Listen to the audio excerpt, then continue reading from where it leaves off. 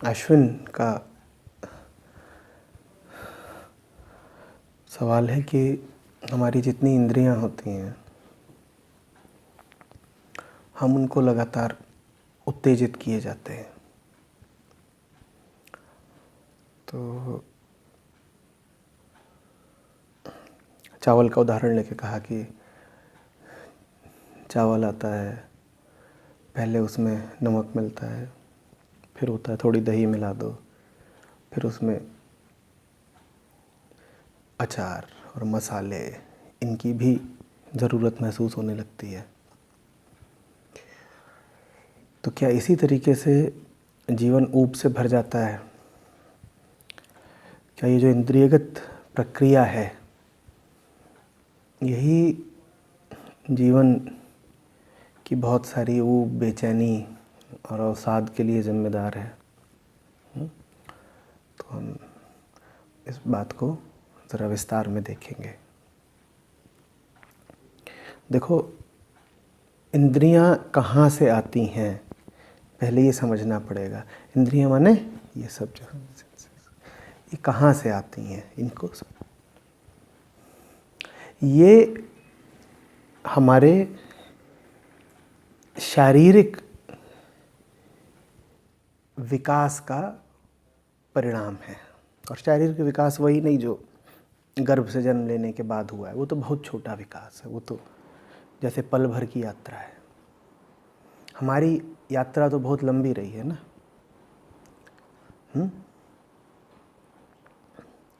तो हमारा जो पूरा दैहिक विकास है वो वास्तव में आदमी के इवोल्यूशन का इतिहास है। और ये जितनी इंद्रियां हैं इनकी इवोल्यूशन की लाखों साल की यात्रा में क्या उपयोगिता रही है? इनकी उपयोगिता रही है कि ये शरीर को वो दें जो शरीर के लिए जैविक रूप से, सीधे सीधे बायोलॉजिकल रूप से लाभप्रद है। ठीक है?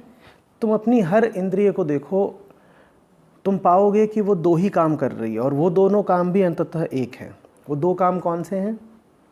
या तो वो तुम्हारे शरीर की सुरक्षा कर रही है, जो कुछ तुम्हारे पास है पहले से ही उसको बचाने का काम कर रही है, या फिर वो तुम्हारे शरीर को और पोषण देने का काम कर रही है।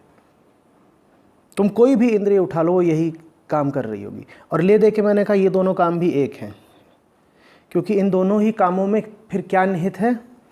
शारीरिक जीवन का संरक्षण और संवर्धन। तो इंद्रियां किस लिए हैं? इंद्रियां शरीर की रक्षा करने के लिए हैं और शरीर को एक संवर्धन देने के लिए हैं। जो हमारी प्रजाति है उसे एक सातत्य देने के लिए है, कॉन्टिन्यूटी। इंद्रियों का ये काम है।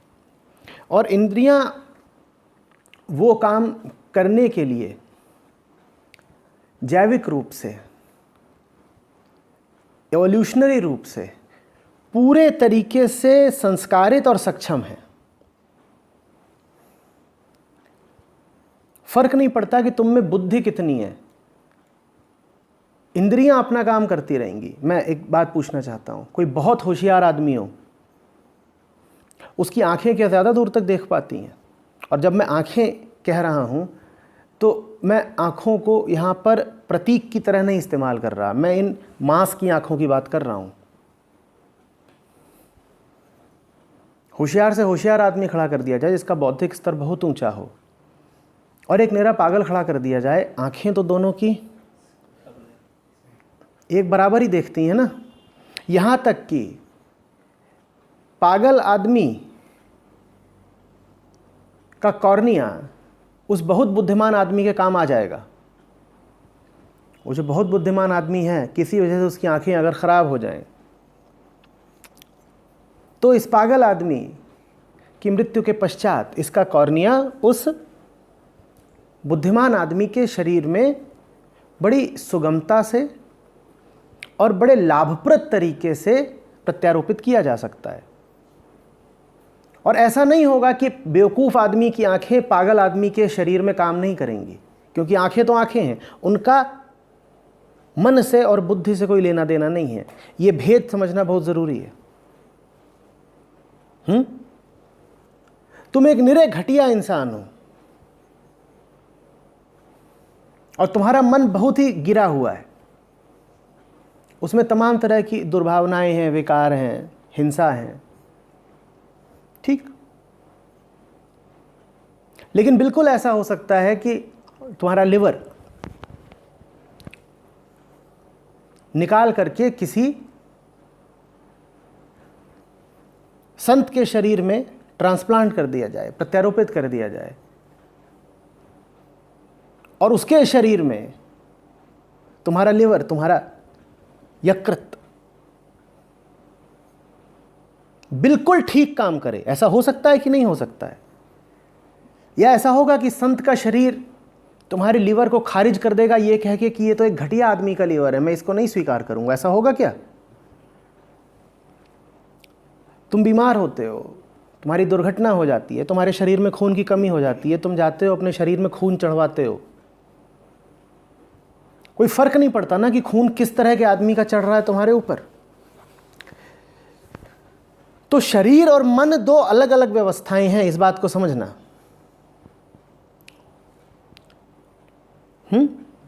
इंद्रियां शरीर के साथ संबंध रखती हैं, इंद्रियों का सारा ताल्लुक शरीर के साथ है। वास्तव में इंद्रियों का कोई ताल्लुक मन के साथ नहीं है। इंद्रियों का, मैं बात को और साफ करके कहूंगा, कोई प्राकृतिक ताल्लुक मन के साथ नहीं है। तो अब जीभ पर आओ, क्योंकि तुमने खाने से बात शुरू करी थी। जीभ कुछ प्रकार का भोजन ग्रहण करना चाहती है और कुछ प्रकार का भोजन नहीं ग्रहण करना चाहती। तुम सोचो जीभ को ये प्रशिक्षण कहां से मिला होगा कि कौन सा खाना खाना है और कौन सा खाना नहीं खाना। और मैं एक ऐसे आदमी की बात नहीं कर रहा जो कि अब 40-50 साल का हो गया है, जिसकी जीभ को अब सामाजिक मसालों ने पूरी तरह से प्रभावित और संस्कारित कर दिया है। एक पशु की जीभ भी होती है, एक बिल्कुल आदिम आदमी की जीभ भी होती है। उसकी जीभ भी कुछ चीज़ों को ग्रहण करना चाहती है और कुछ चीज़ों को अस्वीकृत करती है। क्यों करती है? पूरे तरीके से इवोल्यूशन की दृष्टि से करती है। जीभ को लाखों सालों का प्रशिक्षण मिला है, ट्रेनिंग मिली है, और वो ट्रेनिंग बहुत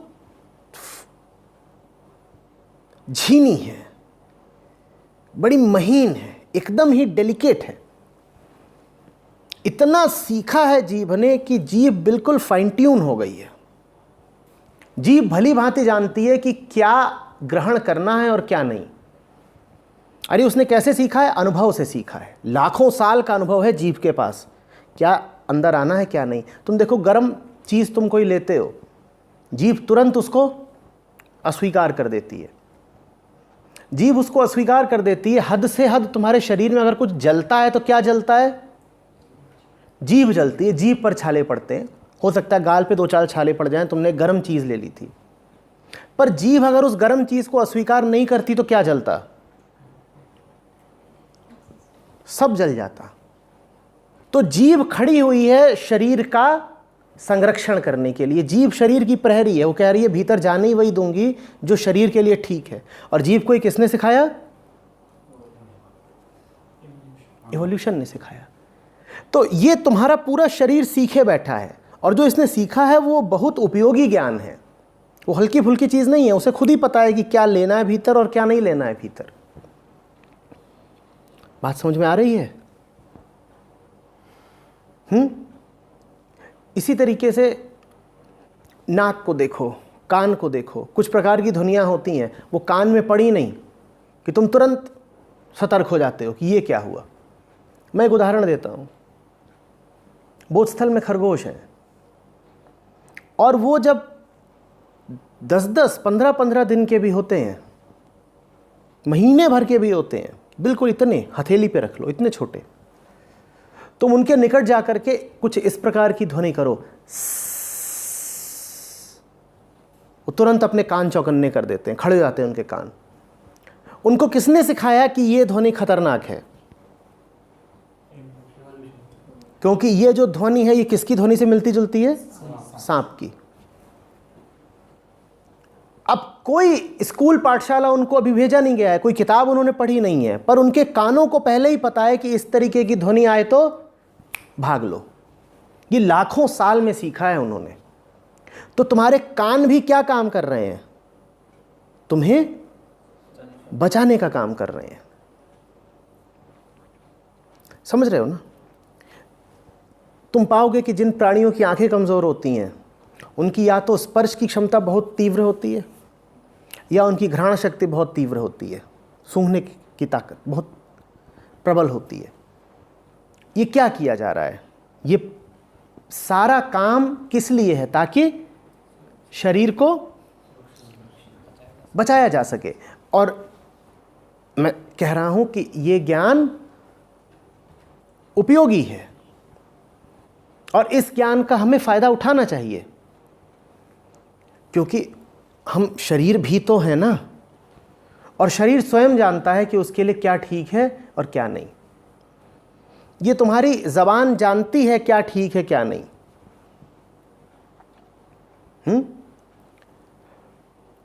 लेकिन मैंने तो बड़ी अजीब बात बोल दी। हम तो मुहावरे की तरह इस्तेमाल करते हैं कि ये तो बंदा ज़बान का ग़ुलाम हो गया, ये तो बंदा इंद्रियों का ग़ुलाम हो गया। हम ऐसे कहते हैं ना, और हम सीख भी देते हैं लोगों को कि देखो इंद्रियों के ग़ुलाम मत हो जाना। और मैं क्या कह रहा हूं? मैं कह रहा हूं इंद्रियां शरीर का भला बुरा खूब जानती हैं। तो फिर हमें क्यों कहना पड़ता है कि इंद्रियों के ग़ुलाम मत हो जाना? क्योंकि हमारी इंद्रियां अशुद्ध इंद्रियां हो गई हैं। तुम श्री कृष्ण के पास जाओगे, गीता में वो एक बड़ी सुंदर बात कहते हैं। वो कहते हैं ज्ञानी निर्मल इंद्रियों वाला हो जाता है। और निर्मल इंद्रियां क्या होती हैं, इस विषय पर मैंने पहले बोला भी है। निर्मल इंद्रियां तब होती हैं जब इंद्रियां सिर्फ अपना प्राकृतिक काम करें, उन पर कोई सामाजिक आरोपण न हो गया हो। अब बच्चा पैदा हुआ है, उसकी ज़बान जानती है क्या ग्रहण करना है क्या नहीं। बच्चे को सिखाना थोड़ी पड़ता है कि माँ का दूध ठीक चीज़ है, तुम पी सकते हो। किसी बच्चे को सिखाया? छोटे बच्चे के मुंह में तुम शहद डालो, वो ग्रहण नहीं करेगा। चाय कॉफ़ी की तो बात ही बहुत दूर की है। एकदम नवजात हो, उसको तुम शहद भी चटाना चाहो तो वो ग्रहण नहीं करेगा, वो ठुकरा देगा। पर माँ का दूध वो तत्काल ग्रहण कर लेता है, बल्कि आतुर रहता है, शोर मचाता है, दूध चाहिए। उसे कैसे पता कि ये चीज़ मेरे लिए ठीक है? उसे कैसे पता, बताओ? ये लाखों साल में उसने सीखा है। तो ये ज्ञान वो अपने भीतर रखे हुए। ये हमारा बिल्ली का बच्चा है, कहाँ गया? हाँ, वो अभी तुम इसको कोई बहुत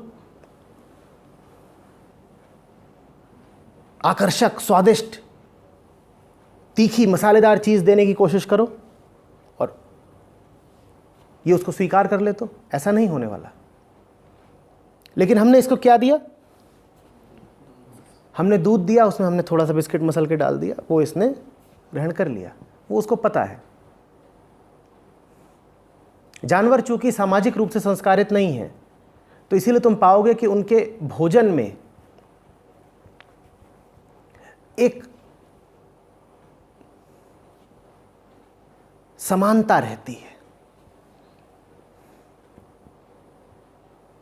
तुम ये नहीं पाओगे कि एक शेर कुछ खाता है और दूसरा शेर कुछ और खाता है। तुम ये नहीं पाओगे कि एक हाथी को गन्ने का शौक है और दूसरा हाथी कह रहा है कि गार्लिक ब्रेड के बिना काम नहीं चलेगा। हाथी माने हाथी और हाथी माने गन्ना। क्योंकि सारे हाथी विकास की एक ही यात्रा से होके आए हैं, तो सबको एक ही चीज चाहिए। अब आदमी इस पूरे खेल में जरा अलग हो गया है। आदमी भूल गया है कि उसकी ज़बान ने, इस जिह्वा ने क्या सीखा हुआ है। वो ज्ञान हमने बहुत पीछे छोड़ दिया, हमने भुला दिया। हमने तो इस ज़बान को नए पाठ पढ़ा दिए हैं। इसीलिए तुम पाते हो कि आदमी के भोजन में बड़ी विविधता होती है। फिर तुम कहते हो किसी कॉन्टिनेंटल चाहिए, किसी मुगलई चाहिए, मैक्सिकन चाहिए। 50 तरीके के भोजन होते हैं, Italian, north Indian, south Indian, Chinese, Thai. ये क्या हुआ?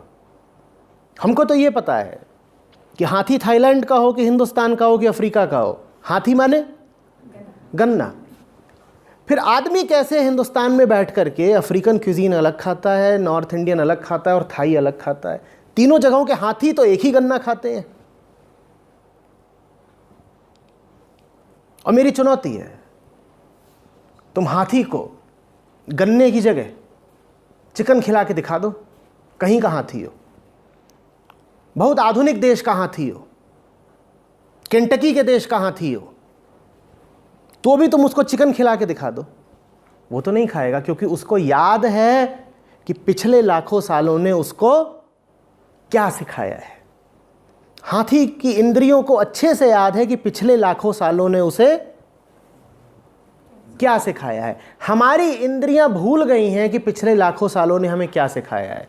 वो भूल नहीं गई हैं, वास्तव में उन्हें जो इवोल्यूशन ने सिखाया उसके ऊपर कई परतें आ गई हैं उस ज्ञान की जो उन्हें समाज ने दिया, सभ्यता ने दिया। तो इसीलिए आदमी के पास स्वाद की विविधताएं हैं। आदमी कहता है आज ये बने, आज ये बने, आज जरा ये हो जाए। कभी तुमने सुना है कि खरगोश घास से ऊब गया, बोर हो गया? ये बात तुम्हें अजीब नहीं लगती कि खरगोश रोज क्या खाता है और कभी ये नहीं कहता कि थोड़ा सॉस भी डाल दो, घास पे सॉस? कभी सुना है? और आदमी को तुम एक ही चीज रोज खिला के दिखाओ और खरगोश को कभी कोई समस्या नहीं होती। खरगोश को कभी कोई समस्या नहीं होती। घास माने घास, और जिंदगी भर वो घास खाएगा और मस्त। जितनी वो घास खाएगा उतना वो मस्त रहेगा।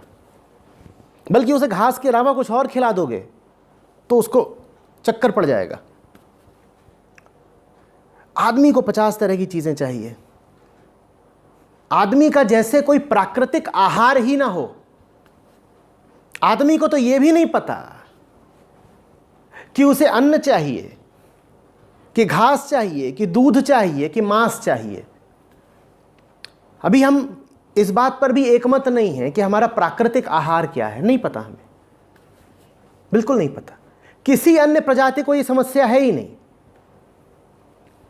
जिनको तुम गधा समझते हो या बंदर समझते हो, उनको भी तुमने कभी असमंजस में देखा कि खाएं क्या? गधे की जिंदगी में भी 100 और अड़चनें होंगी। ये अड़चन नहीं है कि खाऊं क्या। ये अड़चन सिर्फ किसके पास है? ये इंसान के पास है कि आज खाने में क्या बन रहा है। अब यही बहुत बड़ा मुद्दा है कि आज खाने में क्या बन रहा है। आदमी की रसोई देखो, इतना माल, इतनी विविधता, इतनी वस्तुएं। किसी जानवर की रसोई में इतना तुमने देखा है आयोजन? ये सब किधर को संकेत दे रहा है? अब जिधर को दे रहा है उसकी खबर सुनना, मामला अब गंभीर होने जा रहा है।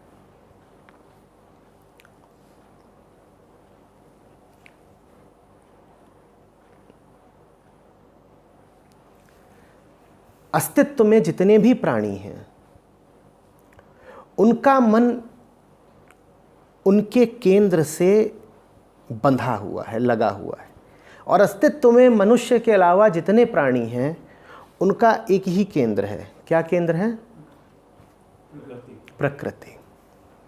तो उनके मन को कोई समस्या नहीं है। उनका मन बंधा हुआ है, उनका मन वफादार है, उनका मन निष्ठावान है। उनके मन को एक ठिकाना मिला, एक एंकर मिला हुआ है। उनका मन को एक आश्रय मिला हुआ है। उनके मन ने किसी का हाथ पकड़ा हुआ है। जैसे जहाज ने बंदर डाल दिया हो, एंकर। ज्यादा हिलेगा डोलेगा नहीं, लहरें आती रहती हैं, पर जहाज अगर एंकर्ड है तो स्थिर रहता है। और सारे प्राणियों के मन का केंद्र हमने कहा क्या है? प्रकृति है। क्योंकि जितने जीव हैं अस्तित्व में वो सब प्रकृति का उत्पाद हैं। आदमी भी प्रकृति का उत्पाद है, पर आदमी में और बाकी जीवों में एक भेद है। आदमी प्रकृति से आगे निकल आया है और पीछे मुड़ने का कोई उसके पास साधन नहीं है। आदमी का केंद्र प्रकृति नहीं हो सकती, क्योंकि आदमी प्रकृति का अतिक्रमण कर चुका है। वो घटना लाखों साल पहले घट गई, अब हम उसको अनघटा नहीं कर सकते, अब हम उसको अंडू नहीं कर सकते। आदमी प्रकृति से आगे निकल आया। प्रकृति से आगे निकलने की शुरुआत हुई थी बुद्धि के साथ, और प्रकृति से आगे निकलना पूर्ण हो गया ध्यान के साथ। जानवरों में यही दो आप नहीं पाओगे। क्या? प्रथमतया बुद्धि और अंततः ध्यान। और जब मैं ध्यान कहूं तो समझ लो कि मैंने उसमें बोध और प्रेम और मुक्ति सब जोड़ दिए। ठीक? एक प्रतिनिधि शब्द है ध्यान, रिप्रेजेंटेटिव है। तो आदमी के पास बुद्धि और आदमी के पास ध्यान। अब आदमी प्रकृति मात्र नहीं है, आदमी का केंद्र है, बोलो, पचमढ़ी में हमने इस पे बात करी थी। आदमी का केंद्र है, हाँ, उसी को और साफ करके बोलो,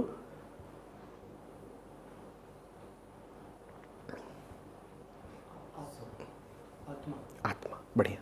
आदमी का केंद्र आत्मा है। केंद्र की पहचान ये कि अगर तुम केंद्र पर हो तो तुम शांत रहते हो। जानवर अगर प्रकृतिस्थ है तो शांत रहेगा। आदमी अगर प्रकृतिस्थ है तो कोई आवश्यक नहीं है कि वो शांत रहे। आदमी को प्रकृति से आगे का कुछ चाहिए।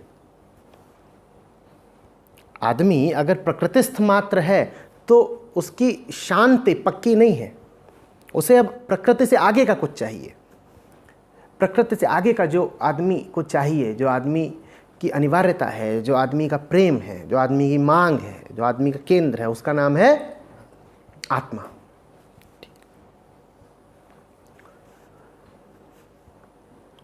और आदमी के मन को आत्मा चाहिए ठीक उस तरीके से जैसे जानवर के मन को प्रकृति चाहिए।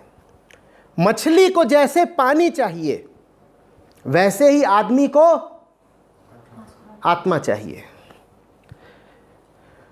खरगोश को घास और हाथी को जैसे गन्ना चाहिए वैसे ही आदमी को, नहीं तो आदमी को चैन नहीं मिलेगा।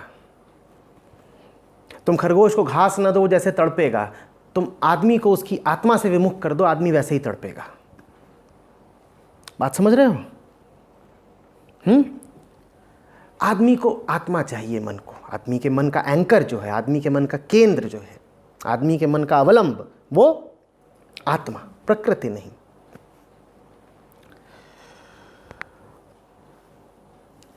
अब अगर इस मन को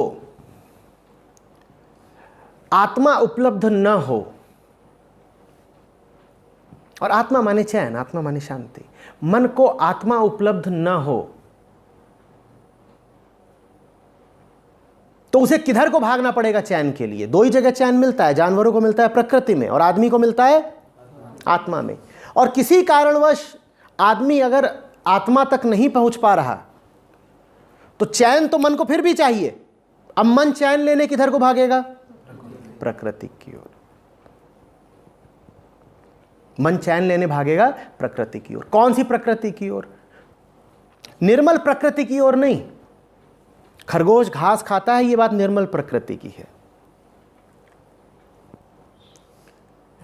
आदमी का चित्त भी प्रकृति ही है। हमने जब कहा था आदमी ने प्रकृति का अतिक्रमण किया है, तो हमने कहा था पहले बुद्धि और अंततः ध्यान द्वारा। तो बुद्धि समझ लो प्रकृति की सीमा पर स्थित है। आदमी का अंतःकरण है तो प्रकृति ही, पर वो बिल्कुल प्रकृति की सीमा पर स्थित है। वो उस जगह पर है जहां वो प्रकृति के साथ खिलवाड़ भी कर सकता है। तुमने कोई जानवर नहीं देखा होगा जो प्रकृति के साथ खिलवाड़ कर ले जाए। आदमी की बुद्धि प्रकृति का विनाश भी कर देती है ना। तो आदमी की बुद्धि है तो प्रकृति जनित ही, लेकिन है वो बिल्कुल प्रकृति की सीमा पर। वो प्रकृति से आगे निकलने की कोशिश करती रहती है, वो प्रकृति में विध्वंस मचा देती है। वो अपनी लाभ के लिए, अपने द्वारा प्रक्षेपित लाभ के लिए प्रकृति के साथ तोड़ मरोड़ करने को भी बहुत आतुर रहती है। यहाँ तक कि आदमी अपने शरीर को भी बदलने को तैयार हो जाता है अगर उसे लगता है कि अपना शरीर बदलने से शांति मिल जाएगी। देखा नहीं कितने तरीके की सर्जरी होती हैं। कोई नए बाल लगवा रहा है, कोई प्लास्टिक सर्जरी करवा रहा है, कोई खाल का रंग बदलवा रहा है। ये आदमी की बुद्धि क्या कर रही है? प्रकृति के साथ, अपनी ही प्रकृति के साथ खिलवाड़ कर रही है। और हम ये भी कह रहे हैं कि बुद्धि पूरी तरीके से प्रकृति से आगे की बात नहीं है, क्योंकि बुद्धि भी तो मस्तिष्क का ही खेल है ना। तुम्हारा मस्तिष्क जैसा है वैसा न रहे तो तुम्हारी बुद्धि भी बदल जाएगी। आदमी को तुम कहते हो बुद्धिमान और चिंपांजी को नहीं कहते। ये अंतर कहाँ से आया? ये अंतर आत्मा से नहीं आया है, ये अंतर मस्तिष्क से आया है। आदमी का मस्तिष्क और चिंपांजी का मस्तिष्क अलग अलग है, इसीलिए तुम आदमी को बुद्धिमान बोल देते हो, चिंपांजी को नहीं बोलते। तो बुद्धि मस्तिष्क का फंक्शन है, और मस्तिष्क क्या है? शरीर, और शरीर क्या है? प्रकृति। तो बुद्धि भी क्या हुई? प्रकृति। पर हमने कहा बुद्धि प्रकृति की बिल्कुल सीमा पर है, कटिंग एज पर स्थित है। वो पलट करके प्रकृति के साथ ही विध्वंस भी कर देती है, खिलवाड़ भी कर देती है। तो अब मन को चैन चाहिए और चैन मिल नहीं रहा है, क्योंकि आत्मा के दर्शन हो नहीं रहे हैं, आत्मा को समर्पण हो नहीं रहा है। तो आदमी को जाना है अब चैन ढूंढने प्रकृति में। वो जंगल नहीं जाएगा, वो प्रकृति के किस उपकरण की ओर जाएगा, वो प्रकृति के किस हिस्से की ओर जाएगा? वो बुद्धि की ओर जाता है। आदमी कहता है मैं बुद्धि में चैन ढूंढूंगा। ये वास्तव में आदमी जानवर होने की कोशिश कर रहा है, समझना, क्योंकि प्रकृति में चैन किसको मिल सकता है? सिर्फ जानवर को। तो जो आदमी बुद्धि में शांति ढूंढने निकल जाता है, बुद्धि माने अपनी चालाकियां, बुद्धि माने अपने उत्पाद, बुद्धि माने अपना कृतित्व, प्रकृति मतलब वो जो तुम्हारे कृतित्व से पहले की है, प्रकृति। और बुद्धि माने जो तुम्हारी कृति है, वो प्रकृति नहीं है, वो तुम्हारा कृतित्व है। तो आदमी अपने कृतित्व में चैन ढूंढने निकल जाता है कि हमने एक बहुत आलीशान कोठी बना दी और उसको देख के हम अब ठंडक पाने की कोशिश कर रहे हैं। तो ये आदमी क्या कर रहा है? ये जानवर हो रहा है, ये प्रकृति में ठंडक ढूंढ रहा है, वो इसे मिलेगी नहीं। समझ रहे हो? अब प्रकृति में भोजन भी आता है, किसी ना किसी तरीके से चैन तो चाहिए ही, और चैन पाने का अब एक ही साधन दिखाई दे रहा है, प्रकृति। तो आदमी हर तरीके से फिर प्रकृति को खोजता है, खंगालता है, कहता है यहां कुछ बदलें, वहां कुछ बदलें, शरीर में कुछ बदल दें, संसार में कुछ बदल दें, भोजन में कुछ बदल दें, कान में जो ध्वनियां जा रही हैं उनमें कुछ बदल दें, हाथ जिन चीज़ों को स्पर्श कर रहे हैं उनमें कुछ बदल दें, क्या पता चैन मिल जाए। तो फिर हम भोजन पेट के लिए नहीं करते, हम भोजन करते हैं मानसिक चैन के लिए। यह अंतर समझना। जानवर चूंकि प्रकृतिस्थ है इसीलिए वो भोजन करता है सिर्फ शरीर के लिए, और यही उसको इवोल्यूशन ने सिखाया है कि भोजन करो ताकि शरीर बढ़िया रहे। आदमी भोजन इसलिए नहीं करता कि उसका शरीर अच्छा रहे।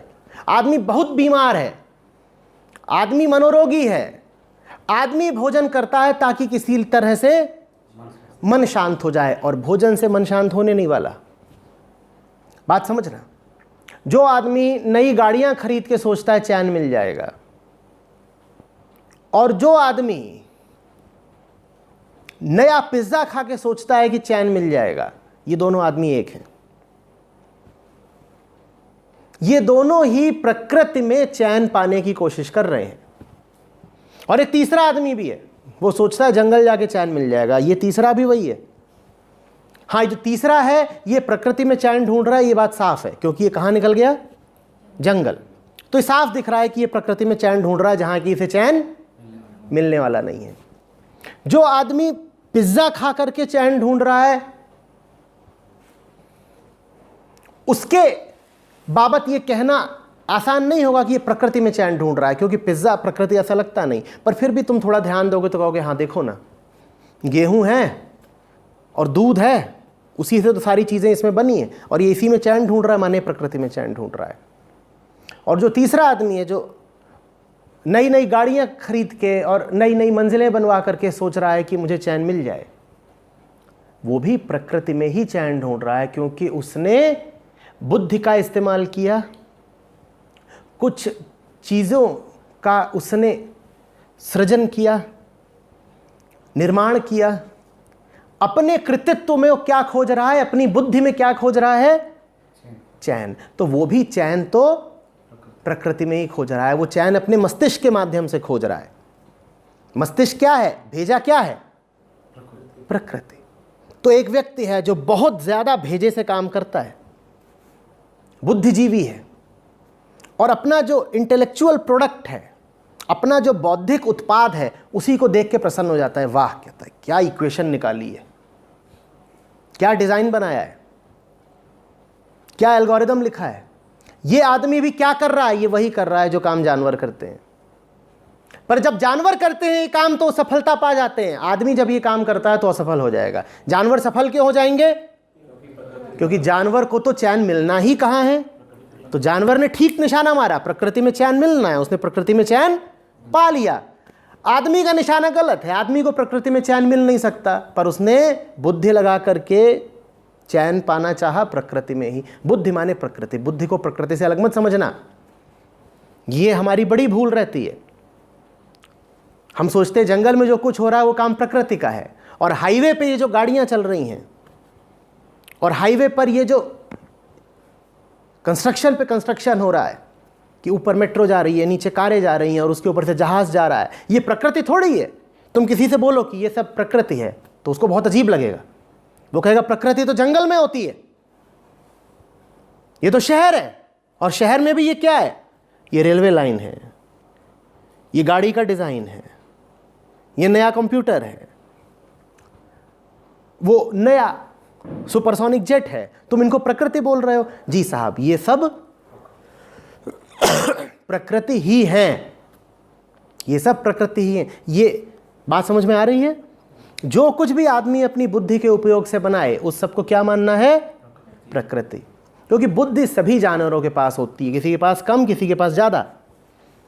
जानवर भी तो घर बनाते हैं ना, चिड़िया घोंसला बनाती है, नहीं बनाती है? जब चिड़िया घोंसला बनाती है जंगल में, तो तुम क्या कहते हो कि वो घोंसला प्रकृति नहीं है? जंगल में चिड़िया का घोंसला है, उस घोंसले को तुम क्या बोलते हो? प्रकृति। ये तुम्हारा घोंसला है, ये प्रकृति हुआ कि नहीं हुआ? पर इसको तुम प्रकृति मानोगे ही नहीं, तुम कहोगे साहब इसमें ये लगा है, इसमें ये है, कंप्यूटर रखा है, तो तुम्हें लगेगा ही नहीं प्रकृति। और कोई बहुत बड़ा होटल हो, उसको तो तुम बिल्कुल ही प्राकृतिक नहीं मानोगे, उसको तुम कहोगे ये अप्राकृतिक है। क्यों साहब? जंगल में चिड़िया ने जो बनाया अपने रहने को, वो प्राकृतिक है, और यहां तुमने अपने रहने को कुछ बनाया तो वो अप्राकृतिक क्यों है? वो भी प्रकृति मात्र ही है। ये जो तुम्हारा पूरा शहर बिछा हुआ है, ये क्या है? ये प्रकृति मात्र ही है। और आदमी को प्रकृति में चैन नहीं मिलेगा। इसीलिए तुम अगर बनाओ एक 10 मंजिला घर, उसमें कबूतरों को चैन मिल जाता है, तुम्हें नहीं मिलता। गौर करके देख लेना, बड़ी बड़ी इमारतें होती हैं, उनमें जो कबूतर रह रहे होंगे वो चैन से रह रहे होंगे, उनमें जो आदमी रह रहे होते वो चैन से नहीं रह रहे होते। क्योंकि किसी भी तरीके के घोंसले में, किसी भी तरीके के घर में चैन सिर्फ पशु को मिल सकता है, आदमी को नहीं। आदमी जब भी प्रकृतिगत वस्तुओं में चैन खोजने निकलेगा, उसे निराशा ही मिलेगी। अब खतरनाक बात और सुनो, आदमी को जब निराशा मिलती है प्रकृति में, तो वो जानते हो क्या करता है? वो ये नहीं कहता कि हम गलत जगह खोज रहे थे, वो कहता है हमने कम खोजा। उदाहरण के लिए, आपने चावल की बात करी थी, चावल में आपने नमक मिलाया, पर मन तो जल रहा था। मन जल इसलिए रहा था क्योंकि प्रेम नहीं है, मन जल इसलिए रहा था क्योंकि बोध नहीं है। पर प्रेम और बोध पाने की जगह मन ने क्या उपचार निकाला है, क्या उपाय निकाला है? चलो चावल खाते हैं। अब चाहिए है प्रेम, और इकट्ठा करा चावल। अब चावल से चैन मिलता भी तो किसको मिलता? गधे को मिलता। तुम्हारे घर के बाहर गधा घूम रहा है, उसको तुम चावल खिला दो, वो मस्त हो जाएगा, बढ़िया। तुम थोड़े ही चावल खा के मस्त हो जाओगे। तो तुमने चावल खाया, तुम मस्ती तो तुम्हें आ ही नहीं रही, क्योंकि तुम गधे नहीं हो। तो तुम क्या करोगे? तुम ये नहीं कहोगे कि चावल का चुनाव ही गलत है, तुम कहोगे चावल में अभी कुछ कमी है। तो तुम चावल में मिलाओगे नमक। अब नमक मिलाया, थोड़ा बेहतर लगा, पर अभी भी बात बन नहीं रही। बात बन तो सकती ही नहीं है। तुम ये नहीं कहोगे कि मेरा मूलभूत रूप से चुनाव गलत हो गया है, मेरी शुरुआत ही गलत हो गई है। तुम कहोगे और मिलाते हैं इसमें कुछ।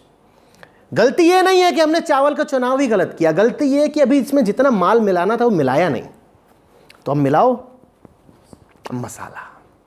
आप तो बेहतर लगा, वो चटखारा आया। ये चटखारा किसको आ रहा है? पेट को आ रहा है, मन को आ रहा है। इस चटखारे से मन का कोई भला नहीं होना। इस चटखारे के द्वारा मन सिर्फ अपने आप को धोखा दे रहा है, आत्मा की कमी पूरी करने की कोशिश कर रहा है चाट मसाले से।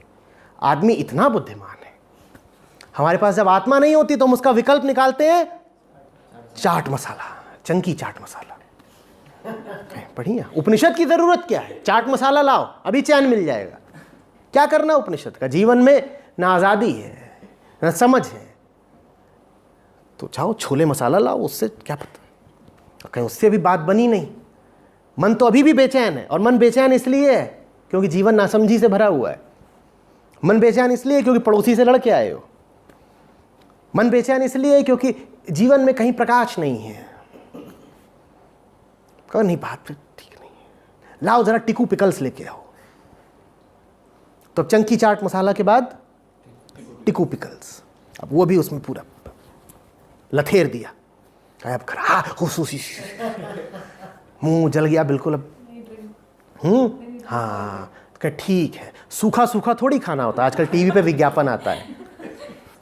तो फिर तुम जाते हो इतना बड़ा शीतल पेय का उठा लाते हो, उसको बिल्कुल गड़क लेते हो, कहते कुछ तो शांति मिली। वो शांति मिली काहे को? क्योंकि पहले तुमने मुंह जला लिया था। अब जब मुंह जला लिए हो इतना, तो कोई ठंडी चीज मुंह में जाएगी मीठी मीठी, तो कुछ तो चैन लगेगा ही। तुमको लगता आत्मा मिल गई, बढ़िया आत्मा मिल गई, यही है आत्मा। ये जो काली काली बुदबुदेदार है, इसी को तो आत्मा बोलते हैं। अष्टावक्र ने तो बोला ही था कि परमात्मा समुद्र है और उसमें ये झाग बुदबुदे, तो यही है। ये जो फिजी ड्रिंक है, इसमें ये जो H2CO3 उठ रहा है, यही तो है। तो बढ़िया बात समझ रहे हो ना? हम इंद्रियों का इस्तेमाल कर रहे हैं एक ऐसे काम के लिए जो इंद्रियां नहीं कर सकती। तुम आंखों के द्वारा उत्तेजक दृश्य देखते हो। अब आंखें, समझना मेरी बात को, आंखें प्रकृति द्वारा संस्कारित हैं कि वो जब भी कुछ अलग देखें तो तुरंत उसको रजिस्टर करें। क्यों? क्योंकि जंगल में इस बात की उपयोगिता थी। अब सब हरा हरा है, और ये जो सामने पूरा हरा हरा परिदृश्य है, इसमें अचानक तुमको कुछ काला और पीला दिखाई दिया। वो क्या है? वो सांप है। तो तुम्हारी आंखों को प्रशिक्षण मिला हुआ है कि हरा हरा हरा, उसमें अचानक कुछ अलग दिखाई दे, आंखें तुरंत उसकी ओर चली जाएं। ये इसलिए था ताकि शरीर की सुरक्षा हो सके। ये सिर्फ शरीर की सुरक्षा के लिए था। ठीक? तुमने देखा है सांप और बाकी जानवर जितने विषैले होते हैं वो उतने ज़्यादा चमकीले रंग के होते हैं। तुम्हें अगर कभी कोई हरा और लाल मेंढक दिखे तो उससे बिल्कुल बच के रहना, वो जहरीला होगा। इसी तरीके से आंखों को जंगल में जब कोई चीज़ दिखाई देती थी जो धारीदार है और बिल्कुल चमकते हुए पीले रंग की है, तो क्या संभावना है? वो क्या है? वो बाघ है। बचो। तो आंखों ने इसलिए सीखा हुआ है चमकीली चीजों की ओर आकर्षित होना। वो सुरक्षा का इंतजाम है ताकि शरीर की सुरक्षा हो। लेकिन हम मन को चैन देने के लिए उस बात का दुरुपयोग करते हैं। फिर हम क्या करते हैं? फिर हम आंख को तमाम चकाचौंध करने वाले और भड़काने वाले दृश्य दिखाते हैं। अब आंख उत्तेजित होती रहती है, ले दे करके मन को संकेत ये जा रहा है कि सतर्क रहो, आसपास कहीं कोई सांप है। तो मन सोने नहीं पा रहा, मन उबने नहीं पा रहा, पर ये मन को धोखा दिया जा रहा है ना। मन ऊब से भरा हुआ है, इसीलिए तुम मन को तरह तरह की सतरंगी रोशनियां दिखा रहे हो। और जब तुम वो रोशनियां दिखाते हो तो मन उठ बैठता है। मन क्यों उठ बैठता है? क्योंकि मन लाखों साल पुराना है। हर तरह की रोशनी देख करके मन को या तो ये याद आता है कि पीला पीला है तो सेब होगा, कि आम होगा, या सांप होगा, तो मन सतर्क हो जाता है कि अपने काम की कोई चीज़ है, ज़रा सतर्क रहो, सो मत जाना। सो गए तो सांप होगा तो मारे जाओगे, और आम होगा तो चूक जाओगे, तो जगह ही रहना। अब ये बोरियत से बचने का मन के लिए एक साधन बन जाता है, पर ये झूठा साधन है ना, बिल्कुल झूठा साधन है। मन वास्तव में सजग कब होता है? मन को जागृति चाहिए। अब वो जागृति तुम दे नहीं पा रहे हो, उसकी जगह उसको क्या दिखा रहे हो? भड़कीले दृश्य।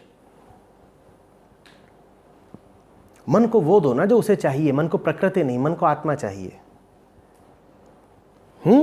इसी तरीके से जंगल में जो आवाजें होती हैं वो बड़ी तयशुदा होती हैं। पक्षियों की होंगी, पशुओं की होंगी, बारिश होगी तो बारिश की होंगी, नहीं तो घास फूस की होंगी, कीड़े मकोड़ों की होंगी। उन आवाज़ों में जब भी कोई विचित्र आवाज़ होती थी तो कानों ने सीखा था सतर्क हो जाना, क्योंकि विचित्र आवाज़ का मतलब ही है खतरा। या तो खतरा या फिर अवसर। कोई खाने पीने की चीज़ भी हो सकती है।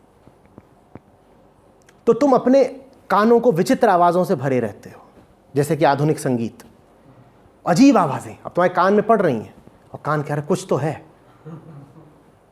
इस पूरी चीज़ का लाभ क्या हो रहा है? लाभ ये हो रहा है कि तुम सो नहीं रहे, नहीं तो मन अचेतन हो जाए। तुम सिर्फ चैतन्य बने रखने के लिए अपने आप को तमाम तरीके की उत्तेजनाएं देते रहते हो।